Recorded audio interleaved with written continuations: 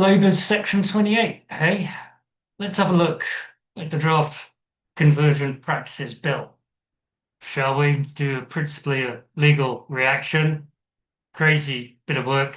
It's a bill that says if you tell your non-binary teenager to stop being so silly and that they're a bloke or girl, bad luck. Get banged up for 5 years for that, apparently. Why have we got this bill?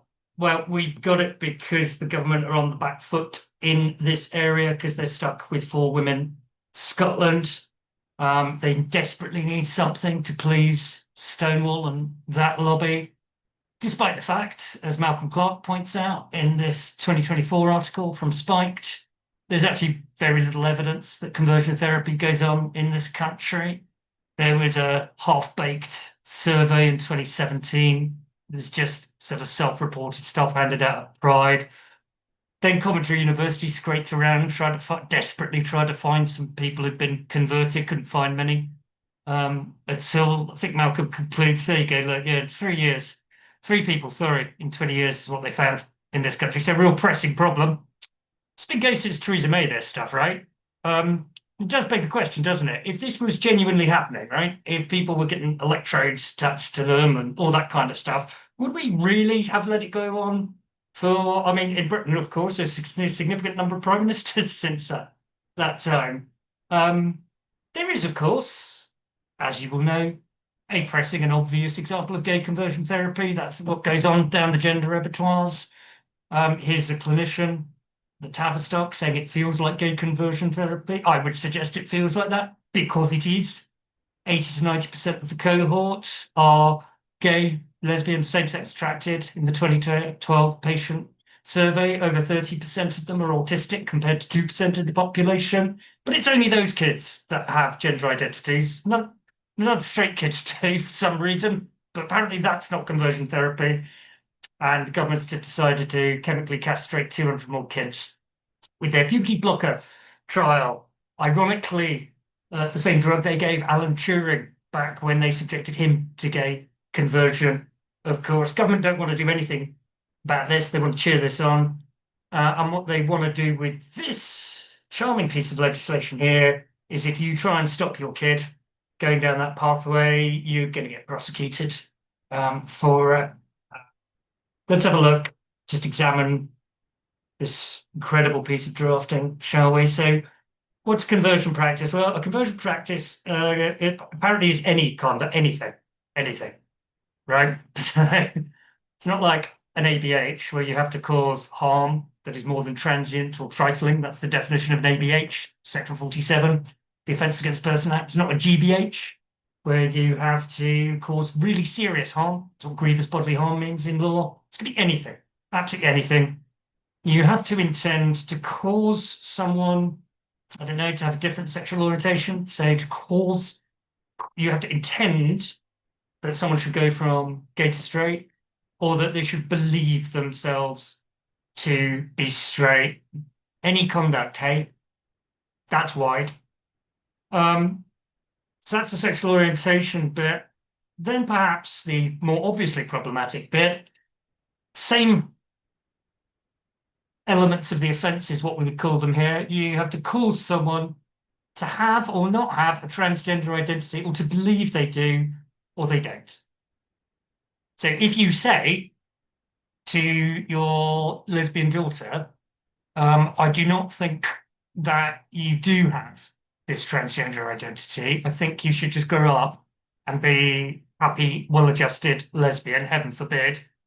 You say that, you're at risk, aren't you? Because that could be any conduct where you intended, intention to cause your daughter to believe that she doesn't have a transgender identity, she's just a lesbian.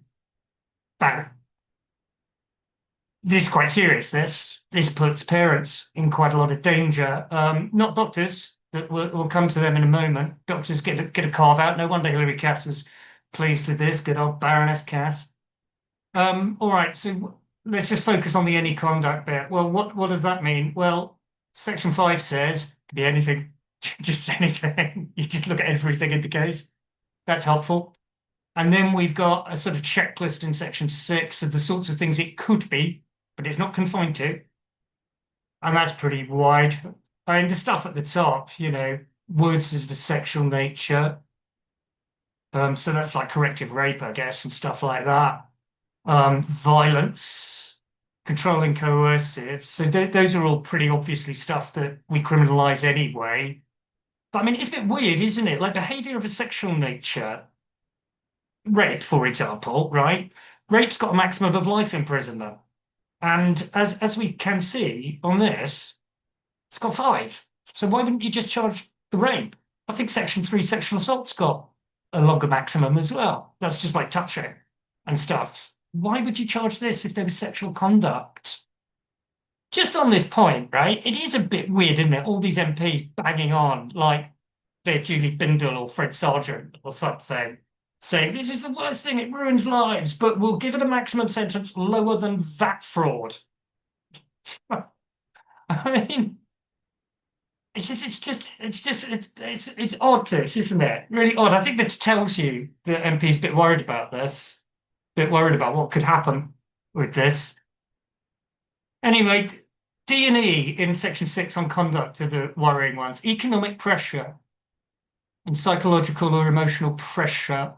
I haven't seen the word pressure in a criminal statute before. Maybe someone could correct me in the comments or tell me they've seen it. I haven't. What on earth is economic pressure? I mean, let's just consider, if we may please, the case of Ree J, right? So this is a really sad case, and we're in front of the former president of the family division for this, Andrew McFarlane. So this is a big deal, right? We've got 3 divisions of the High Court. We've got the Chancery Division, the King's Bench Division, the Family Division. The president of the Family Division is a very, very, very, very senior judge.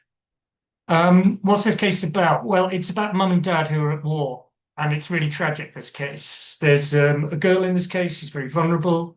She's got terrible, terrible medical history. She's been through the mill. She's got eating disorders, all sorts. She's had to be admitted to secure facilities. She's really vulnerable, this girl, and she has the misfortune to encounter gender GP, right? Now, gender GP, let's just do a search for the word sudden, shall we? Because there you go. Do you see sudden death there? Gender GP, give her a level of testosterone, and there you go. Good old gender GP. The child is presently at risk of sudden death because of their expert gender-affirming care. Now, that's not just some crackerjack saying it. That's expert evidence in front of the president of the family division. And it's so bad what happens in this case. I mean, look what the president says there. And the president is not the former president. He's not like a wild crackerjack who shoots his mouth off. He's a very, very well-respected, considered, quiet, thoughtful, compassionate man. Look at that. I would urge any other court faced with a case involving this outfit, gender GP, to proceed with extreme caution before exercising any power to approve treatment.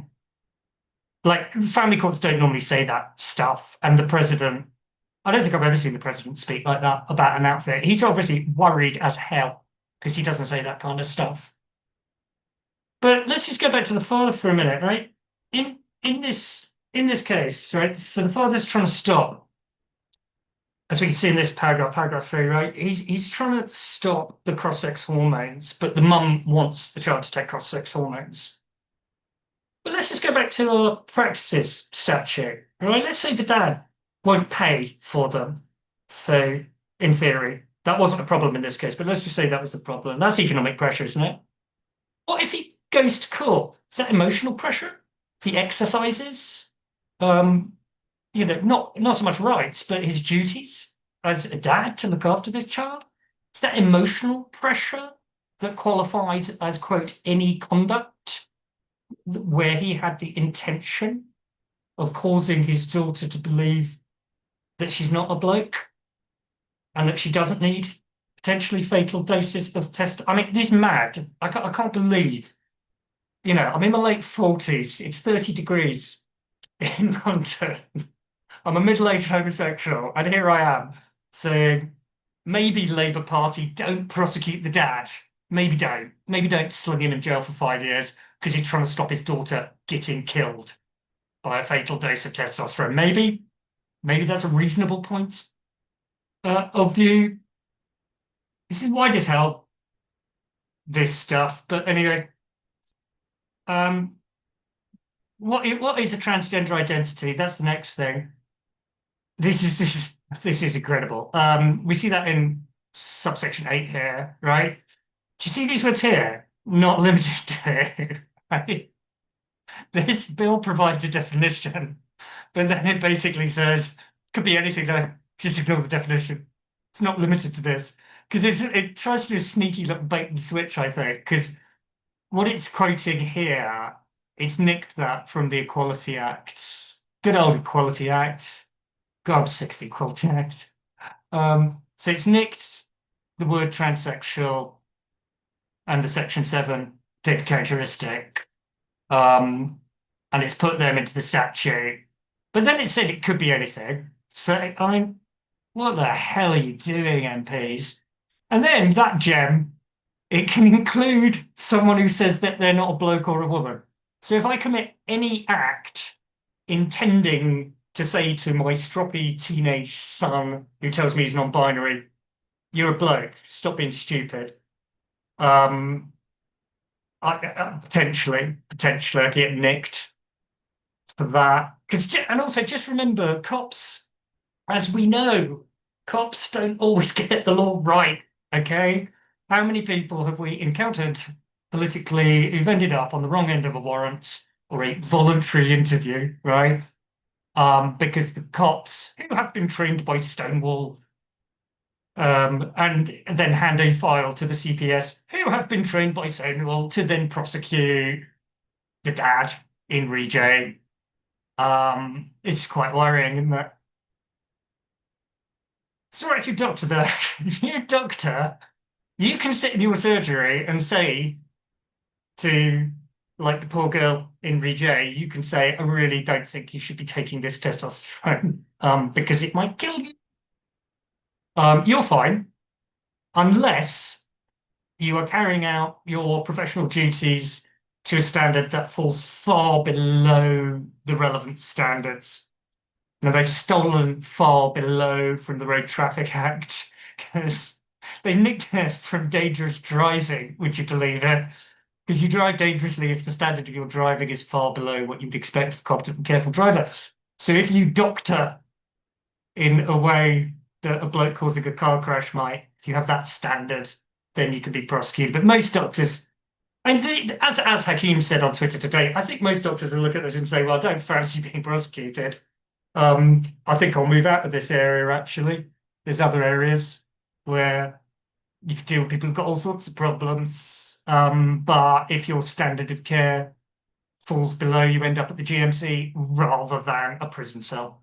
So there's a capacity here for a chilling effect, isn't there? But good old Baroness Cassie's happy with it. She even did a nice quote for it. That was politically neutral of her, along with some bloke from Stonewall. They're strange bedfellows. I wonder if they'll have a party afterwards. That could be an awkward set of after dinner drinks, couldn't it? Old Simon from Stonewall and Hilary Cass. All right. So anyway, that's the conversion practice. That's what conversion practice is. It's anything, anything that you say to your non-binary kid. Economic pressure if you don't buy them blue hair dye or something. That's economic pressure. I'm laughing, but this is quite mental. All right, then what do you have to do to get banged up? Well, you have to do anything to anyone, basically, and you have to cause them serious harm.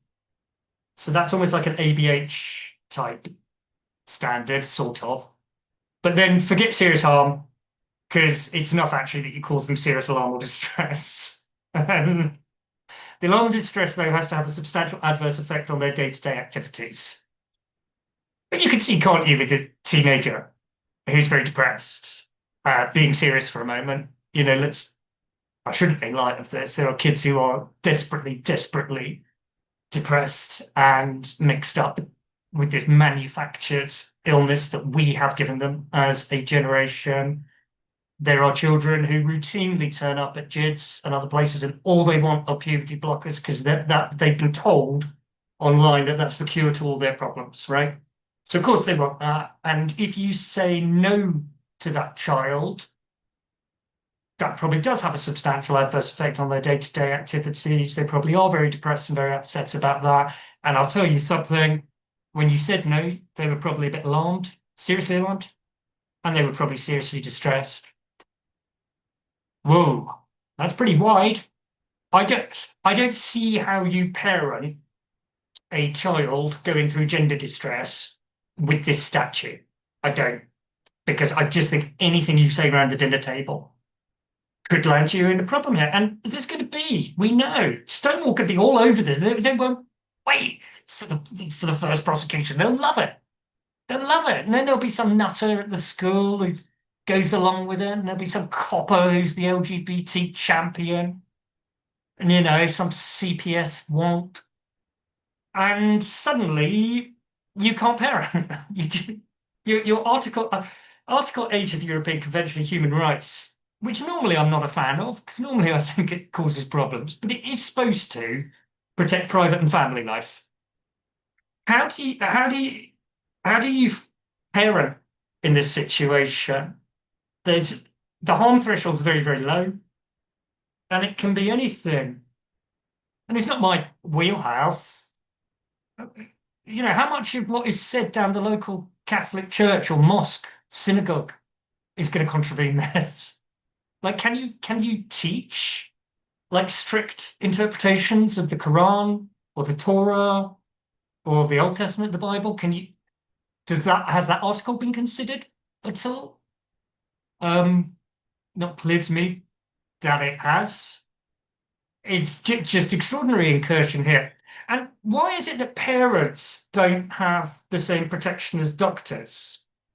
Because like a doctor can say, if we go back to the girl in J, right? The doctor can say, I don't think you should take the fatal testosterone dose, maybe.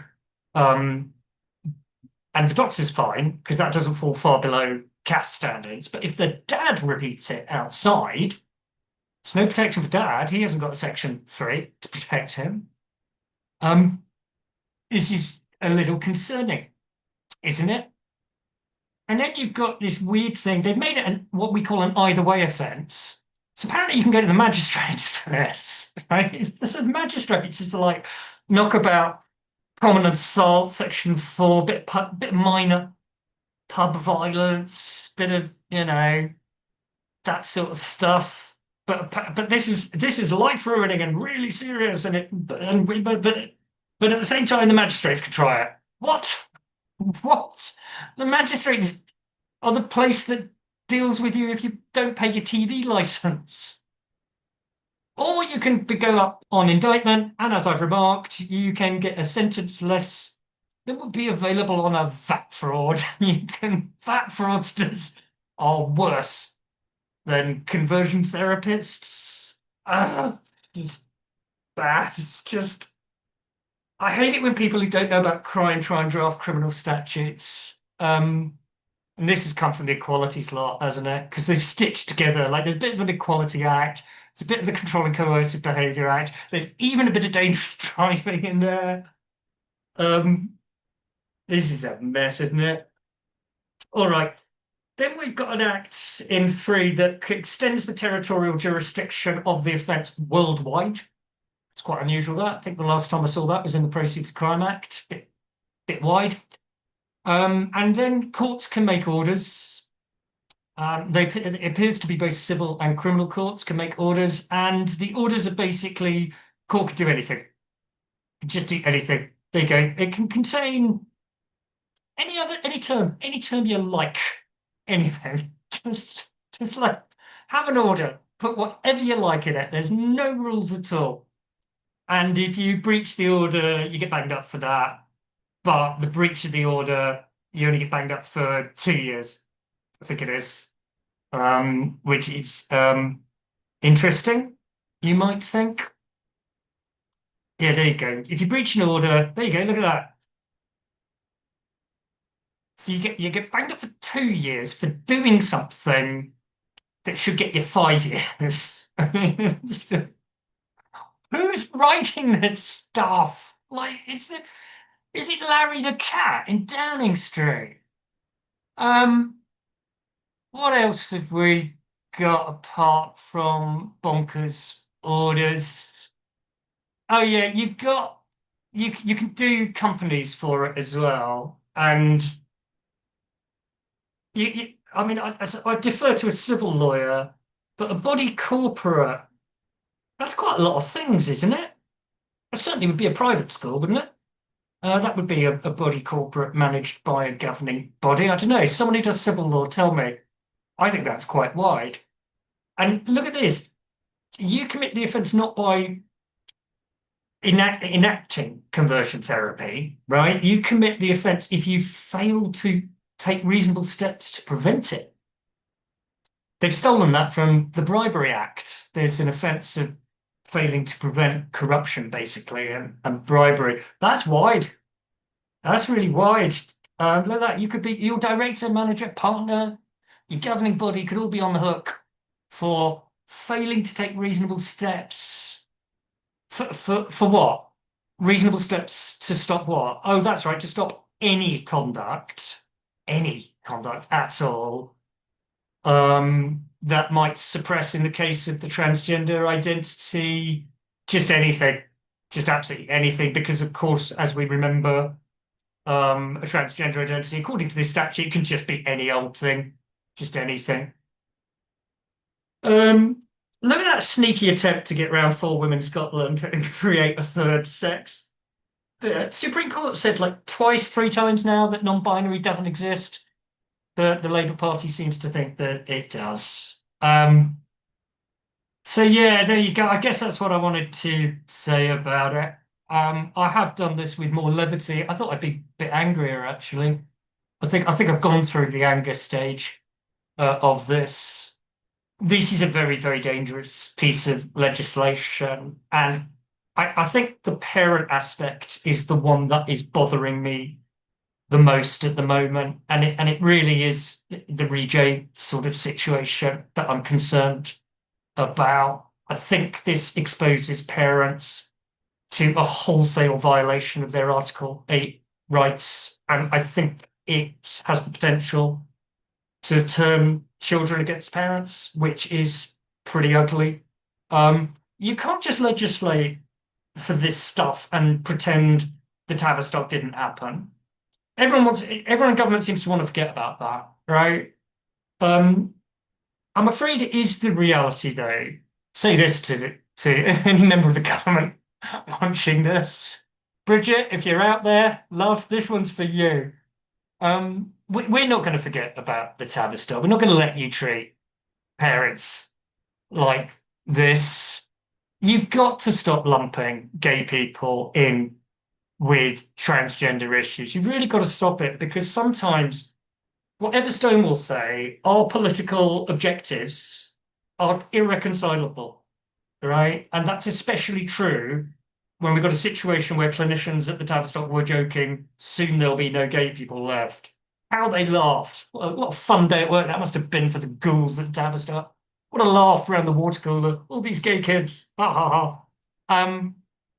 So look, we're not going to stop fighting this. There's a reason the government put this in for pre-legislative scrutiny. And yeah, look, you pass this and you bang a load of parents up and you stop them protecting their children from, let's remind ourselves, shall we? Let's go to that Choi's quote. Securing testosterone that puts them presently at risk of sudden death. If you really stand in the way of that, members of the Labour Party, I think you are just finished as a political movement. This is worse than Section 28, because Section 28 wasn't a criminal statute. You couldn't be prosecuted under it. Under this, you can. So look, game on. Expect to fight. That's my rough and ready reaction to all of this nonsense. I suspect I shall have more to say in due course.